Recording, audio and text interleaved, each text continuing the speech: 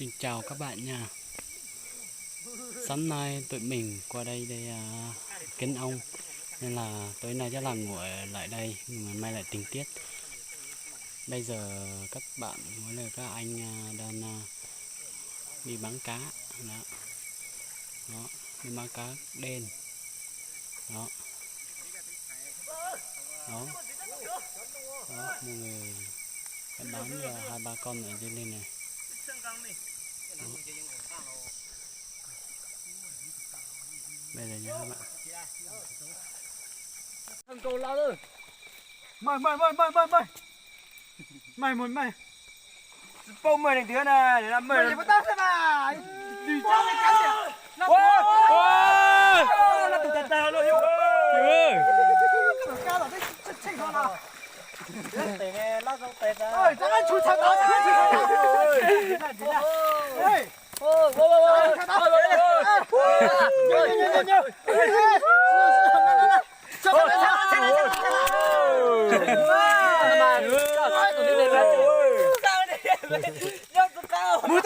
Cho thôi đi để cho chúng ta đi để cho bố.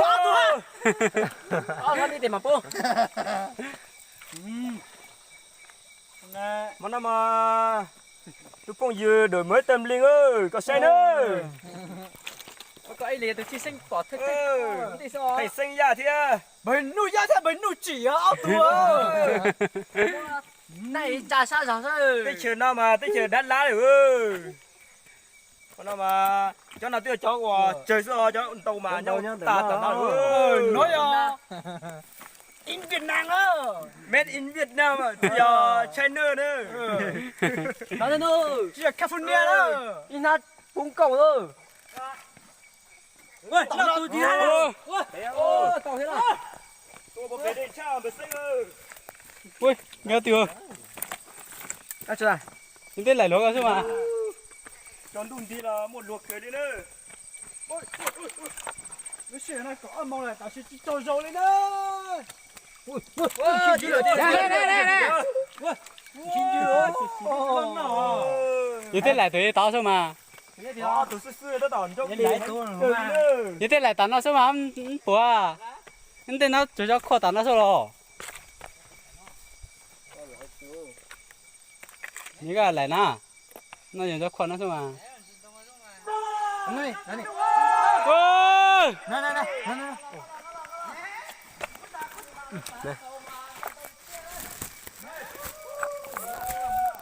Ôi, mà nó dính tông ơi.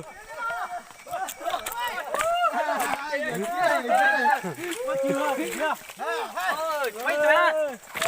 Bút đại ơi. Chinh chưa? Ô, lâu từ cái mà cho bún cầu. Cho tụi vô tao nè mà. Được chưa? Hắn đã chuối tụi nhá. Cho Đi nữa. Mình thắt ra tuần sau hả? Nhớ là. Này vô chưa?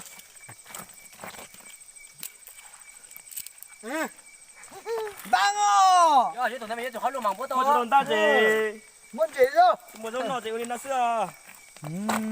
Tụi nó chân chỉ nó càng ngô. Nó mà Lỏ lên lỏ. kỳ tài luôn. Tụi tôi xin đó. Ôi, Có gì ngăn lỏ tôi. Có gì trồng rục lao lên mà.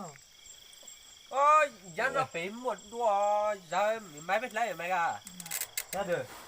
Dám bị có rốt bị chưa, không phải thế à? Nào tàn ra có một cháu xe. Ôi, Không máy đồ to. ôi, dạ, ôi, chỉ là cứ thế đó mà đó. Cứ trồng rau à? Chúng nhà chụp bự bò. Chúng lần chuối là không? Em mới cho khang sao cái máy gì tăng căng này. Tôi đi từ sáng tờ rồi đi. Đây đi chụp lông lao lên à? Bây giờ, Chị chỉ nấu lao lên ha. cuối là gì hả? Thế mà cái em lột chữ được ha? Đúng không? Tao đến tao thế mà nó một con thế à. Mày cho tới á, thế là sao? Wow, đã ăn đua rồi. Mày tôi sang kêu. Tôi chỉ là lúc sắp là lúc. Giờ ta lốt, nó. chi bè lâu nhận gì lại lục sẽ thì có sư tuần rồi là giá biết bù cho tôi hỏi lục hả nó mỏ rồi này giá biết bù rồi giá biết ta giá biết tuần đó ô hải cho bể chỉ mù lú trái luộc cả là cái từ bể thì sao cho gì ừ cái thế ha cái giá biết bù là tuần này đâu cái giá biết bù cái tàu hình mà cái giá nhân lục phí rồi cái đó là dễ là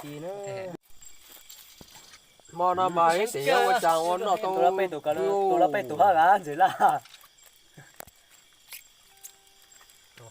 trực tiếp cho mọi người giờ ô bây giờ lại trực tiếp tuần gì đó tôi đã tự là yêu giờ ít tuổi luôn mà tăng nữa rồi nè mua mình ta chuối na này